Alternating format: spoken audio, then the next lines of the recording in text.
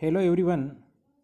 आज अपन बात करेंगे केमिस्ट्री में कुछ रीमेमोरेबल रिकॉर्ड्स ऑफ केमिस्ट्री, यानी कुछ महत्वपूर्ण तथ्य अपन बात करेंगे जहाँ से आपको कई कंपटीशंस एग्जाम्स में, या यदि आप केमिस्ट्री पढ़ रहे हो, आपको केमिस्ट्री स्ट्रॉन्ग करनी है तो वहाँ से क्वेश्चंस है वो आते रहते हैं। उनके बारे में आपको इन फैक्ट के बारे में पता होना चाहिए। तो देखिएगा, सबसे पहला जो अपना फैक्ट है ये है मोस्ट कंडक्टिव मेटल। इसका मतलब हुआ सर्वाधिक जो विद्युत चालक धातु है वो कौन सी है, तो Ag सिल्वर है। दूसरा है मोस्ट कंडक्टिव नॉन मेटल, यानी कि एक ऐसी धातु जो कि सर्वाधिक चालकता दर्शाती है, तो ये ग्रेफाइट होता है।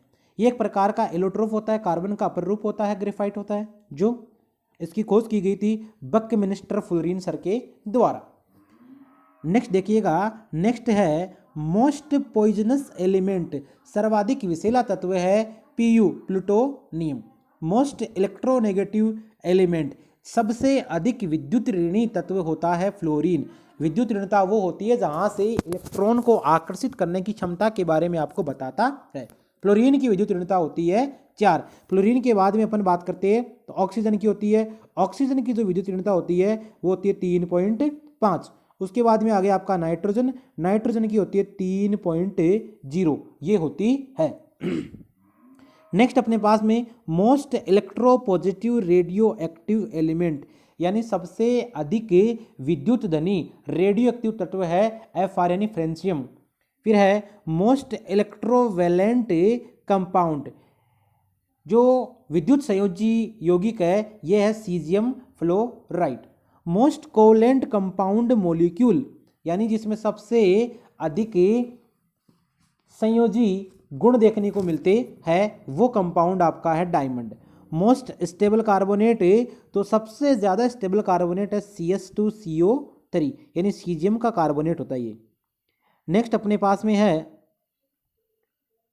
मोस्ट स्ट्रॉन्ग बेस, सीजियम का hydroxide. Most strong base oxide, यानी सबसे ज़्यादा जो मजबूत है या प्रबल है आपका क्षारीय ऑक्साइड होता है CS2O। फिर है सबसे ज़्यादा रिड्यूसिंग एजेंट या अपचायक जो पदार्थ होता है आपका मोस्ट स्ट्रॉन्ग हेलोजन हेलाइड होता है HI। Most strong reducing agent होता है आपका लिथियम। मोस्ट इनफ्लेमेबल गैस, यानी कि सर्वाधिक जो ज्वलनशील गैस होती है वो होती है हाइड्रोजन। हाइड्रोजन एक ज्वलनशील गैस होती है। फिर है most abundant elements in earth crust, means हुआ इसका कि आपकी जो भूपरपट्टी होती है उसमें सर्वाधिक मात्रा में आपको जो मिलने वाला तत्व है वो है आपका ऑक्सीजन, और इसका होता है सिंबल। नेक्स्ट अपने पास में है most abundant gas in atmosphere, nitrogen. ठीक है, यहाँ पर जो सर्वाधिक मात्रा में पाई जाने वाली गैस है ये नाइट्रोजन नहीं है, हाँ नाइट्रोजन है, सॉरी, यहाँ पर 78% होती है। हार्डेस्ट नेचुरल अकरिंग सब्सटेंस, यानी सबसे जो कठोर है प्राकृतिक रूप से पाया जाने वाला सब्सटेंस वो है आपका डायमंड। लिस्ट इलेक्ट्रोपॉजिटिव एलिमेंट है आपका फ्लोरीन। लाइटेस्ट नो एलिमेंट, सबसे हल्का तत्व हाइड्रोजन।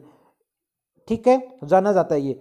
लाइएस्ट सॉलिड एलिमेंट, यानी कि ठोस तत्व जो सबसे हल्का है वो है आपका लिथियम।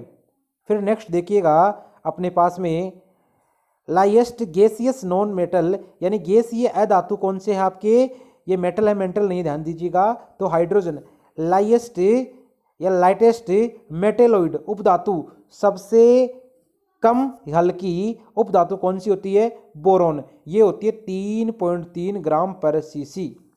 फिर देखिएगा हेवीएस्ट सॉलिड नॉन मेटल, जो आपका सबसे भारी ठोस अधातु होती है वो होती है एस्टेटिन, जिसका प्रतीक होता है At। फिर है देखिएगा सबसे भारी गैसियस नॉन मेटल या अधातु, गैसीय अधातु होती है वो होती है रेडोन, जिसका प्रतीक होता है Rn, और इसका परमाणु क्रमांक होता है 86।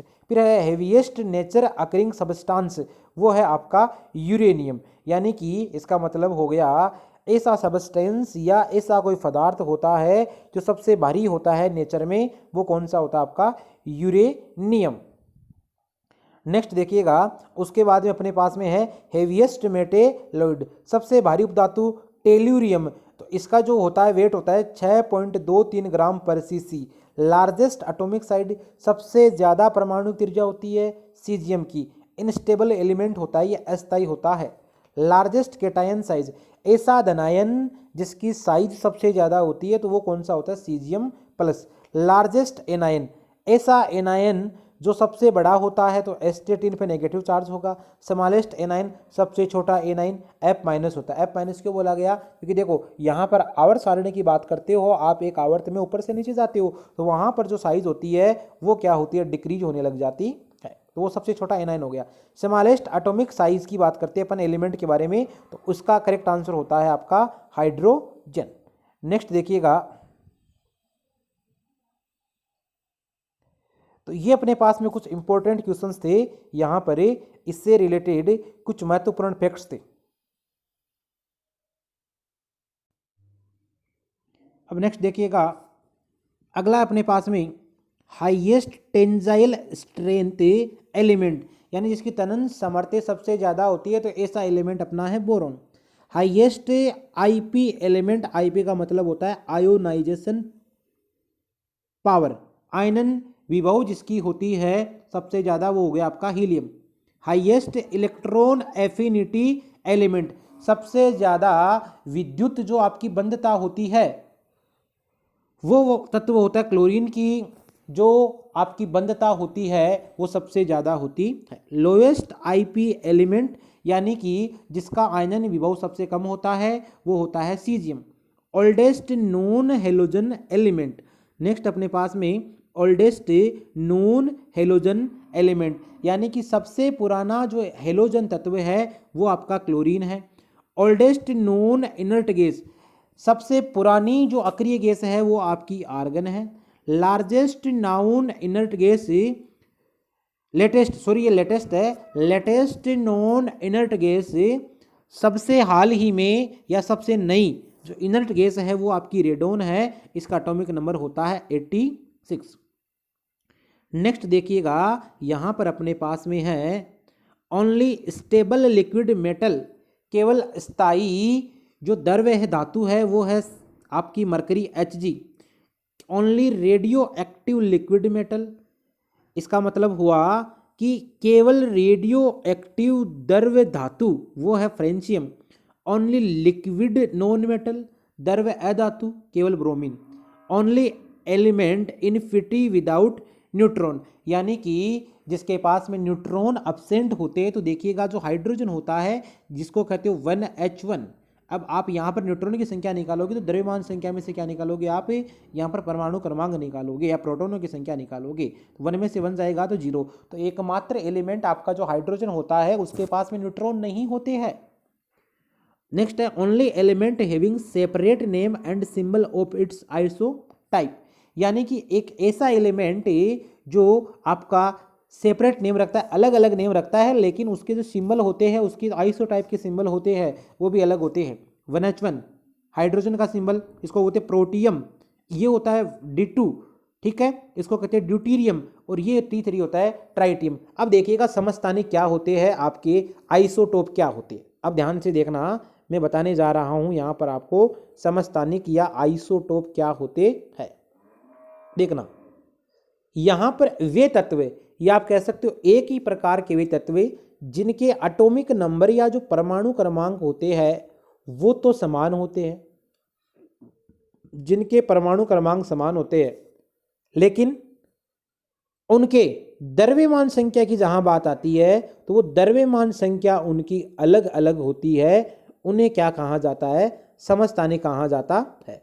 जैसे अपन ने ये हाइड्रोजन के बारे में तो देख लिया, हाइड्रोजन के 3 समस्थानिक होते हैं, प्रोटियम है, ड्यूटीरियम है और ट्राइटियम। जैसे कार्बन की बात करते हो, कार्बन 12 और कार्बन 13, तो देखोगे आप यहाँ पर तो परमाणु क्रमांक तो समान है यहाँ पर, लेकिन आपके जो परमाणु भार है, द्रव्यमान संख्या है, वो आपको अलग अलग दिखाई देती है, तो उसे आइसोटोप कहा जाता है, उसको समस्थानिक कहते हैं। अब एक आपका होता है समबारिक, समबारिक का मतलब हो गया जिसके पास में परमाणु क्रमांक तो अलग अलग होता है लेकिन परमाणु भार या जो द्रव्यमान संख्या होती है वो समान होती है, तो उसे कहा जाता है समबारिक या आइसोबार। उन्हें क्या कहा जाता है, आइसोबार या समबारिक कहा जाता है।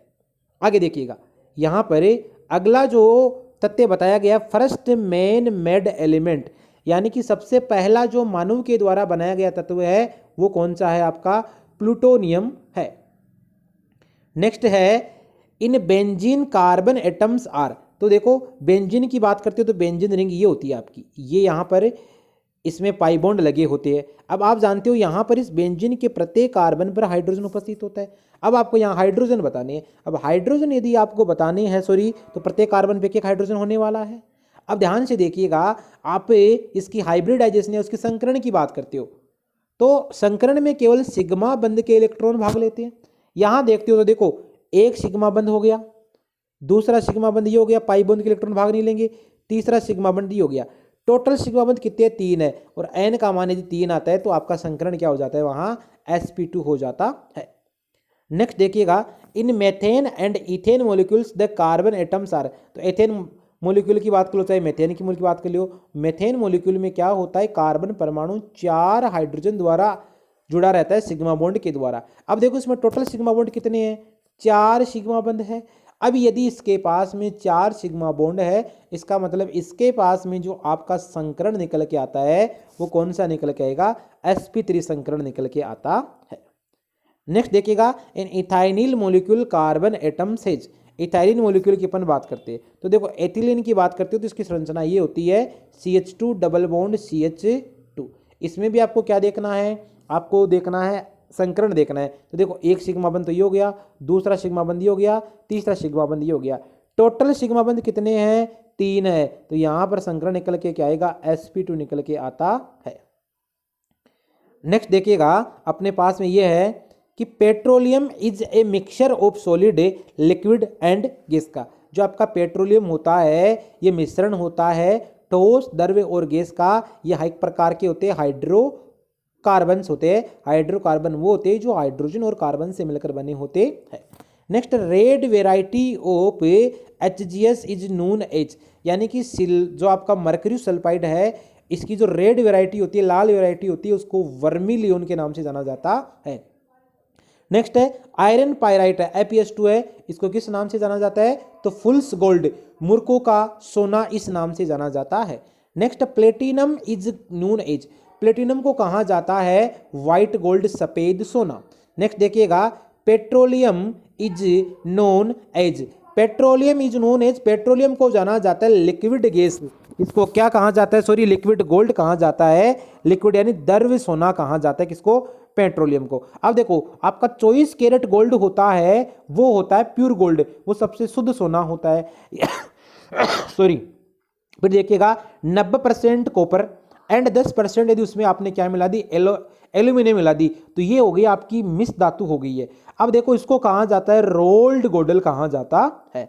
मरकरी देखो Hg ध्यान देखिएगा इसको क्या बोला जाता है Hg is known as quick silver, Hg को क्या बोला जाता है क्विक सिल्वर बोला जाता है।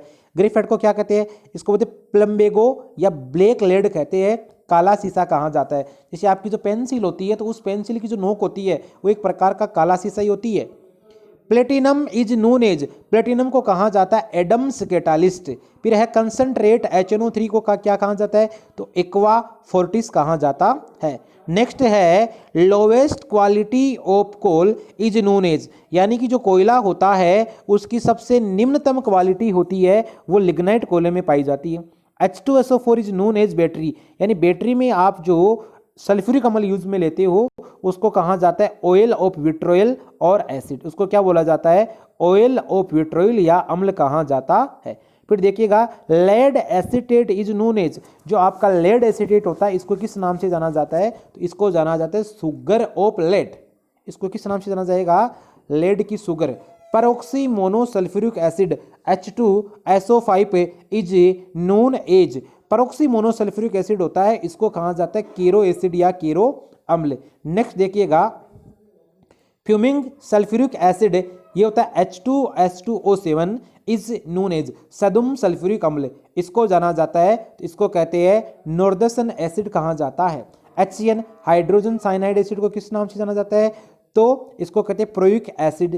पैरोक्सी डाइसल्फ्यूरिक एसिड H2S2O8 को जाना जाता है मार्शल एसिड के द्वारा, मार्शल अम्ल के नाम से जाना जाता है।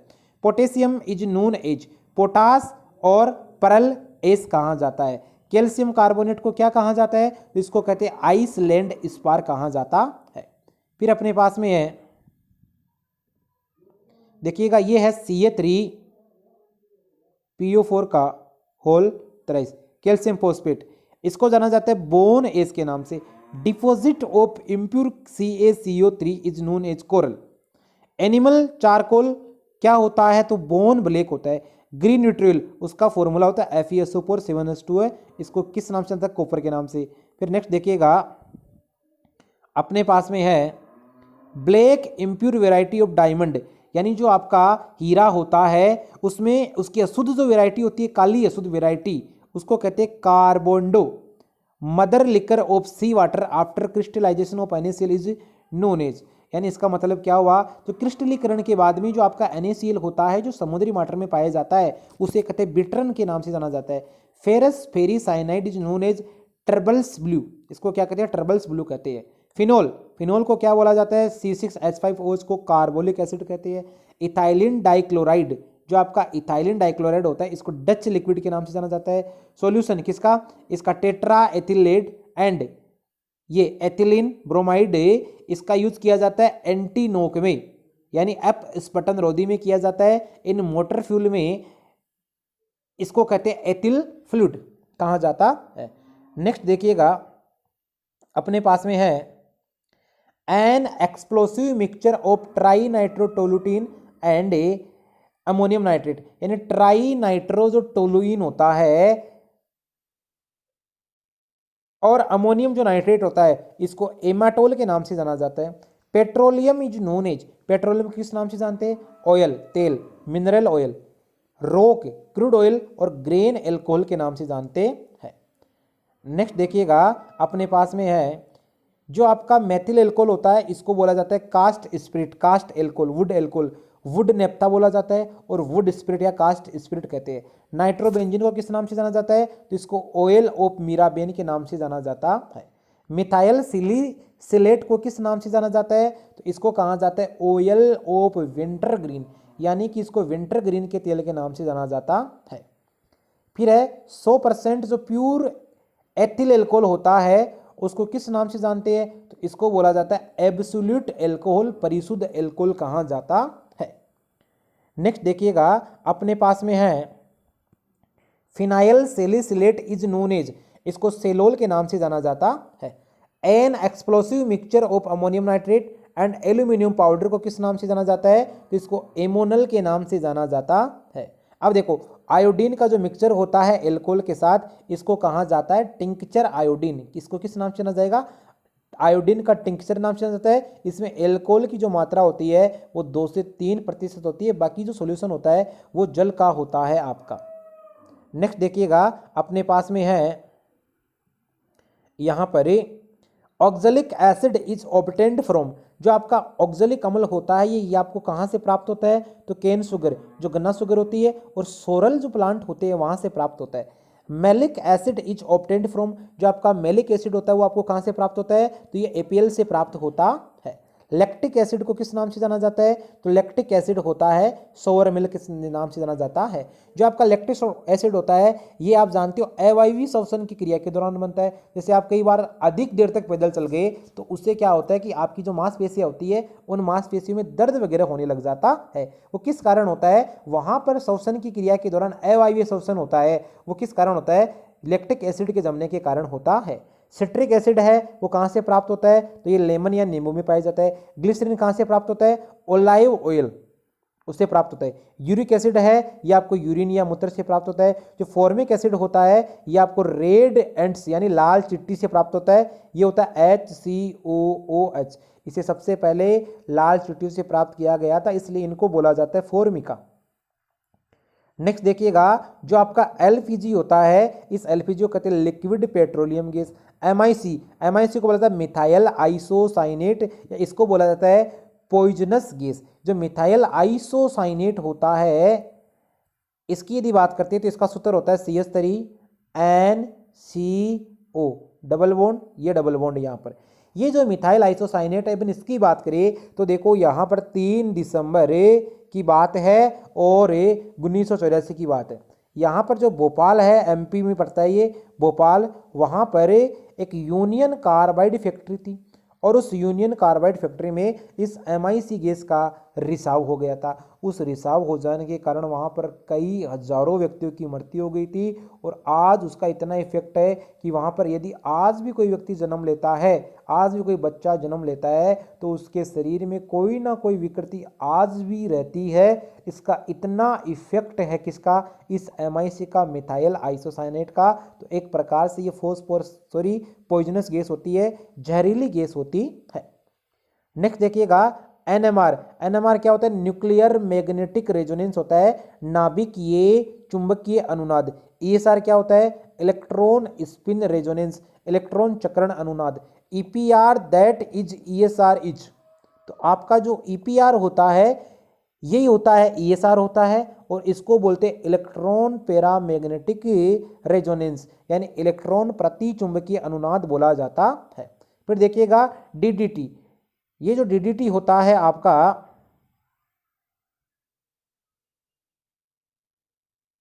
नेक्स्ट है अपने पास में DDT। देखो ये DDT एक प्रकार का कीटनाशक होता है, डाइक्लोरो डाइफेनिल ट्राइक्लोरो इथेन इसको बोला जाता है, किसको, DDT को। अब देखो इसमें क्या होती है, दो तो फेनिल रिंग होती है आपकी और यहाँ पर एक क्लोरीन एटम जुड़ा हुआ होता है।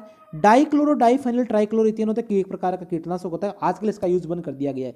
BHC बेंजीन हेक्सा क्लोराइड, ये गेमेक्सिन होता है, इसको गेमेक्सिन भी कहा जाता है व्यापारिक नाम, इसको बोला जाता है लिंडेन, इसको 666 भी बोला जाता है, ठीक है, 666 भी बोला जाता है। और इसकी जो संरचना होती है, ये जो रिंग होती है एक साइक्लोहेक्सेन और उसके प्रत्येक कार्बन पर आपके क्लोरीन एटम जुड़े हुए होते हैं। नेक्स्ट देखिएगा TNT ट्राई नाइट्रोटोलुइन होता है ये, TNB ट्राई नाइट्रोबेंजीन, यानी एक बेंजीन पर 3 नाइट्रो ग्रुप होता है, ये होता है मोर पावरफुल एक्सप्लोसिव देन, यानी जो ट्राई नाइट्रोटोलुइन होता है उसकी तुलना में भी बहुत ज़्यादा विस्फोटक होता है। LSD क्या होता है, तो ये होता है लिसर्जिक एसिड। मिंड्रेक्स क्या है आपका, हिप्नोटिक ड्रग होती है एक प्रकार की।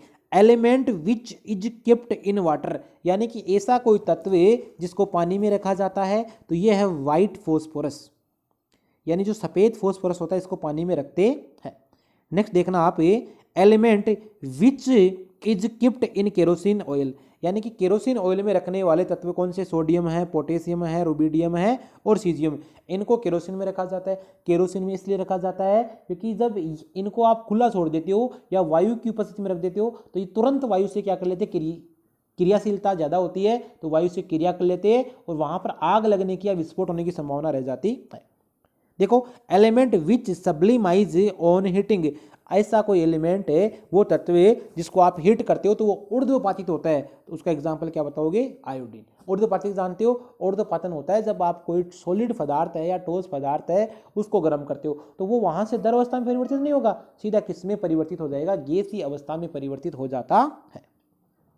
नेक्स्ट देखिएगा अपने पास में substance which sublimise on heating acid, यानी कि जो ऊर्ध्वपातित गुण दर्शाते हैं आपको, naphthalene, ammonium chloride, phthalic iodine, ये सब। ग्रेफाइट का यूज कहाँ किया जाता है, तो शुष्क स्नेहक के रूप में ग्रेफाइट का यूज किया जाता है, ड्राई लुब्रिकेंट के रूप में। D2O इसको कहते हैं भारी जल, इसका प्रयोग कहाँ किया जाता है, तो कूलेंट इन न्यूक्लियर रिएक्शन, जो आपकी नाभिकीय अभिक्रिया होती है तो उसमें कूलेंट के रूप में किया जाता है। टेट्राएथिलेड TEL ये एक प्रकार का एंटीनोक एजेंट होता है, यानी अपस्फोटन रोधी का कार्य करता है। और ये पेट्रोल, ठीक है, पेट्रोल में किया जाता है इसका यूज। फिर देखिएगा, फिर है पेवटर का यूज कहाँ किया जाता है, सोल्डर में। फिर है फ्रियोन CF2Cl2, इसका यूज किया जाता है रेफ्रिजरेंट में, यानी जो रेफ्रिजरेटर वगैरह होते हैं उनमें इसका यूज किया जाता है।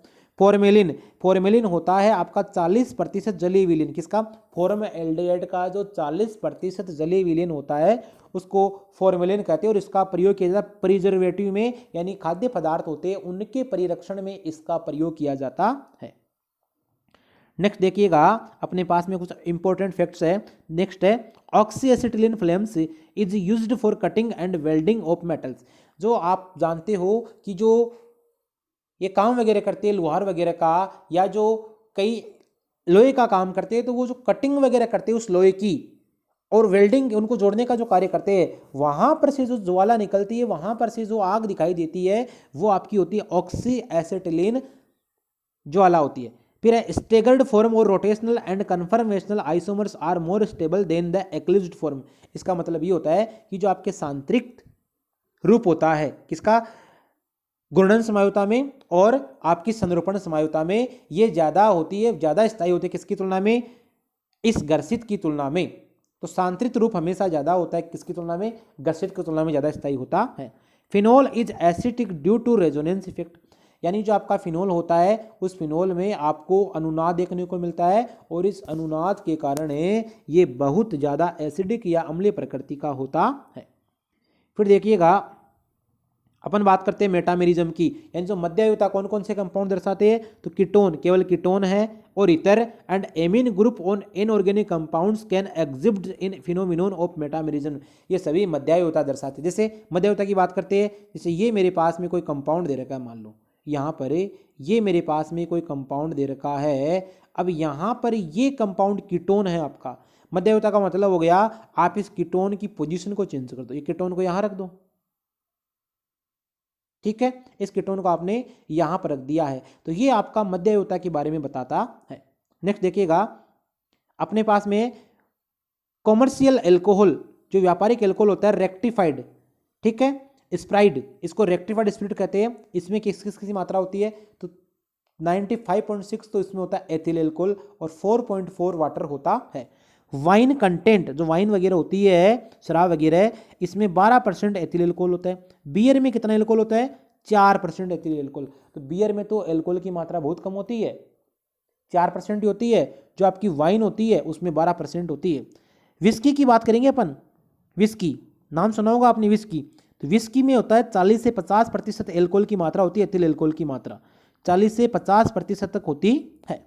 ब्रांडी की बात करते हैं तो ब्रांडी होता है आपका वो एथिल एल्कोहल रखता है, कितना, 40 से 50%। अब देखो कई बार एग्जाम में सीधा सीधा क्वेश्चन पूछा जा सकता है पावर एल्कोहल क्या होता है, तो देखो पावर एल्कोहल बेंजीन का पेट्रोल और एथिल एल्कोहल के साथ में जो मिश्रण होता है उसको पावर एल्कोहल कहा जाता है। और इस पावर एल्कोहल का जो यूज किया जाता है, इसका यूज किया जाता है कहां पर, तो शक्ति उत्पादन में इसका यूज करते हो आप, शक्ति उत्पादन में।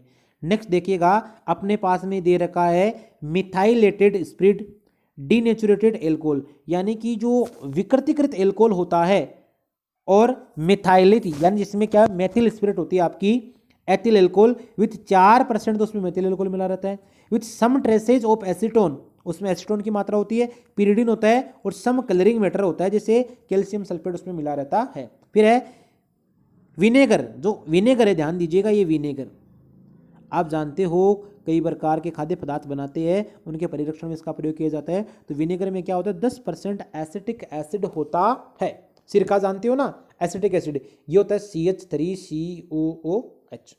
ग्लेशियल एसिटिक एसिड की बात करते हैं अपन, तो देखिएगा नेक्स्ट फैक्ट अपने पास में ग्लेशियल एसिटिक एसिड होता है, ये होता है शुद्ध निर्जल एसिटिक एसिड होता है, यानी शुद्ध निर्जल एसिटिक अम्ल होता है, उसको बोला जाता है glacial acetic acid. Paper is pure cellulose, जो आपका शुद्ध सेल्यूलोज होता है, इस ये होता है C6H10O5N, और ये जो आपका पेपर वगैरह होता है जो आप लिखते हो ये एक प्रकार से शुद्ध सेल्यूलोज होता है। फिर देखो pyrolysis of alkenes is known as, यानी एल्केन का तापीय अपघटन क्या कहलाता है, क्रैकिंग कहलाता है। इस क्रैकिंग को बोला जाता है भंजन कहते हैं। Alkanes are known as, alkane को किस नाम से जाना जाता है, इनको पैराफिन कहा जाता है। पैराफिन इसलिए कहा जाता है क्योंकि इनकी जो क्रियाशीलता होती है वो बहुत बहुत बहुत कम होती है, इसलिए इसको क्या बोला जाता है, पैराफिन कहते हैं। अब नेक्स्ट देखिएगा अपने पास में है एल्किन्स आर नोन एज, जो आपके एल्किन होते हैं यानी जिनमें कार्बन कार्बन के मध्य डबल बॉन्ड देखने को मिलता है, इनको ओलिफिन के नाम से जाना जाता है। किस नाम से जाना जाएगा, ओलिफिन के नाम से। अब देखना आप जो देखते हो ये ओलिफिन वगैरह देखते हो, इनको ओलिफिन इसलिए बोला जाता है, या एल्किन को ओलिफिन क्यों कहा जाता है, एल्किन को ओलिफिन कहने का कारण ये था कि ये सबसे पहले तेलीय पदार्थों से प्राप्त किए गए थे। किनसे प्राप्त किए गए थे, तेलीय पदार्थों से। अब जो आपको तेलीय पदार्थों से प्राप्त होते हैं उन्हीं को क्या बोला गया था, ओलिफिन कहा गया था। नेक्स्ट देखिएगा hydrolysis by means of an acid is known as acidolysis. तो जो आपका हाइड्रोलाइसिस होता है, जो आप करते हो, जल अपघटन करते हो किसका, एक एसिड का, उसको कहा जाता है एसिडोलाइसिस यानी अम्लीय जल अपघटन। यानी जब आप किसी अम्ल का जल अपघटन करते हो तो इसको कहा जाता है अम्लीय अपघटन कहा जाता है। नेक्स्ट है the process of separation of gas, यानी कि जो कोई गैस है उसको पृथक्करण करते हैं आप, तो by difference in rate of diffusion is known as atmolysis, उसको क्या बोला जाता है, एटमोलाइसिस कहा जाता है। फिर देखो thermal decomposition of organic compound is known as, तापीय अपघटन, कोई भी कंपाउंड ले लोगे आप तो उसको कहा जाता है पायरोलाइसिस या तापीय अपघटन। Helium is found in the solar atmosphere, जो आपका जो हीलियम होता है ये आपको सोलर जो एनवायरनमेंट होता है, एटमोस्फियर होता है, उसमें प्राप्त होता है। नेक्स्ट देखिएगा सन्स 90% मास इज, जो आपका सूर्य होता है इसमें हाइड्रोजन होती है। स्टार्स आर प्रीडोमिनेंट बाई, उसमें स्टार्स की बात करते हैं तो उसमें हाइड्रोजन होता है। इन इंटरस्टिशियल हाइड्राइड्स, यानी कि अंतराकाशी जो हाइड्राइड्स होते हैं आपकी, अंतराकाशी हाइड्राइड्स, यानी अंतराकाशी का मतलब हो गया जिनके मध्य में कुछ ना कुछ खाली स्थान शेष रह जाता है। हाइड्रोजन क्या होता है, प्रेजेंट होता है किसमें, इन एटॉमिक स्टेट में, परमाणविक स्टेट में। इट ऑक्यूपाइज करता है वेकेंट स्पेस को और मेटेलिक स्ट्रक्चर को, यानी उस धात्विक संरचना को वो क्या करता है, भर देता है। देखो आगे देखो नेक्स्ट है अपने पास में only 2 elements of hydrogen and heliums contains 0 core electron. समझे, आपका जो हाइड्रोजन है और हीलियम होता है ये 0 कोर इलेक्ट्रॉन रखते हैं। All metals contain D and एवोलोक, आपके डी और एवोलोक के जितने भी तत्व होते हैं वो सभी कैसी होती है, मेटल्स होती है, धातुएं होती है। नेक्स्ट देखिएगा यदि अपन बात करते हैं पी ब्लॉक की, तो पी ब्लॉक एलिमेंट होते हैं उसमें मेटल भी है, नॉन मेटल भी और मेटेलोइड्स भी है। धातु, अधातु और उपधातु में पी ब्लॉक को बांटा गया है। Non metals having metallic lusters are iodine and graphite, जो आपके अधातु होते हैं वो आयोडीन और ग्रेफाइट होते हैं। तो ये अपने पास में कुछ फैक्ट थे रसायन विज्ञान से या केमिस्ट्री से रिलेटेड जो आपके कई एग्जाम्स में काम आने वाले हैं। Thanks, all the best.